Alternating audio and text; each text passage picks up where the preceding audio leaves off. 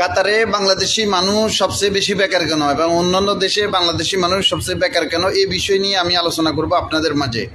আমি একটা বড় কোম্পানির বাইরের কাছে শুনলাম, যিনি কোম্পানির মালিক, ঠিক আছে, যিনি অনেক জ্ঞানী, অনেক বছর ধরে কাতারে, উনি আমাকে বিস্তারিত বলছে যে কাতারের মানুষ কেন বা বাংলাদেশি মানুষ কেন বেকার বেশি। তাহলে চলেন শুরু করি। কাতারে বাংলাদেশিরা সবচেয়ে বেশি বেকার নাকি এটা গুজব? বিস্তারিত শুনলে আপনারা বুঝতে পারবেন। উনি আমাকে যেভাবে দিচ্ছে ঠিক ওইভাবে আমি আপনাদেরকে শোনাচ্ছি, কারণ উনি অনেক বড় একটা কোম্পানির মালিক, সেহেতু উনি মিথ্যা বলবে না। প্রথমে একটা বিষয় পরিষ্কার করা দরকার, কাতারের লক্ষ লক্ষ প্রবাসী কাজ করছেন, এর মধ্যে বাংলাদেশিদের সংখ্যা অনেক বেশি। বাংলাদেশিরা সাধারণত কাজ করেন। বাংলাদেশিরা কী কী কাজ করেন শুনেন: কনস্ট্রাকশন, ক্লিনিং এবং সিকিউরিটি এবং হসপিটালিটি এবং ড্রাইভিংয়ের।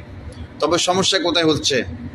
অনেক প্রজেক্ট শেষ হয়ে গেছে বর্তমানে কাতারে, কিছু কোম্পানির কাজও কমিয়ে গেছে, অনেকে কোম্পানি পরিবর্তন করতে পারছেন না, ঠিক আছে, অনেকে কোম্পানিও পরিবর্তন করতে পারতেছে না, এটা একটা ইস্যু, ঠিক আছে।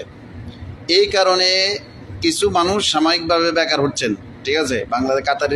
কাতারের মধ্যে অনেকে কোম্পানি চেঞ্জ করতে পারতেছেন না, আরও বিভিন্ন সমস্যার কারণে। এই বিষয় নিয়ে উনি বলছে সাময়িকভাবে কিছু মানুষ বেকার আছেন। সবাই বেকার এটা কি ঠিক? মানে সবাই কি বেকার আছে, এটা কি ঠিক কথা? না, আসলে শুনেন বিস্তারিত। এটা একদম ভুল কথা। কাতারে এখনও নতুন প্রজেক্ট চলছে, অনেক সেক্টরে লোক নিয়োগ হচ্ছে, এটা আমিও জানি, ঠিক আছে।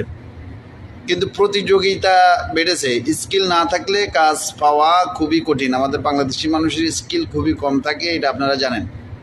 তাই পুরো জাতিকে সবচেয়ে বেকার বলা সঠিক নয়, পুরো বাংলাদেশের জাতিকে বেকার বলা সঠিক নয়। তবে বাংলাদেশি মানুষ বেশি বেকার আছে অনেক ক্ষেত্রে, আর কি অনেক ক্ষেত্রে বাংলাদেশি মানুষ বেশি বেকার আছে, এই কথাটাও সত্য। এখন সমাধান কি? যদি কেউ কাতারে কাজ না পান তাহলে কি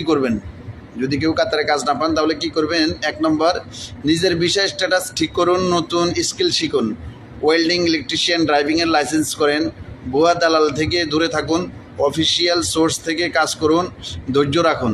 অফিসিয়াল সোর্স থেকে কাজ খুঁজুন এবং ধৈর্য রাখুন। যেমন ইন্ডিগো বিভিন্ন আছে মাধ্যম, গুগল থেকে কাজ সার্চ করি কাতার জব লিখে আপনারা ওখান থেকেও দেখতে পারেন। আতঙ্কিত হলে পরিস্থিতি আরও খারাপ হবে। যদি আপনি এটা নিয়ে এই বিষয় নিয়ে চিন্তিত হন যে কাজ নাই, কর্ম নাই, এই বিষয় নিয়ে চিন্তিত হন, তাহলে আরও বেশি খারাপ অবস্থা হবে। আপনার অভিজ্ঞতা কি? আপনি কি বর্তমানে কাতারে কাজ করছেন? কমেন্টে অবশ্যই লিখে যাবেন। ভিডিওটা শেয়ার করুন যাতে সবাই সঠিক তথ্য জানতে পারে, ঠিক আছে।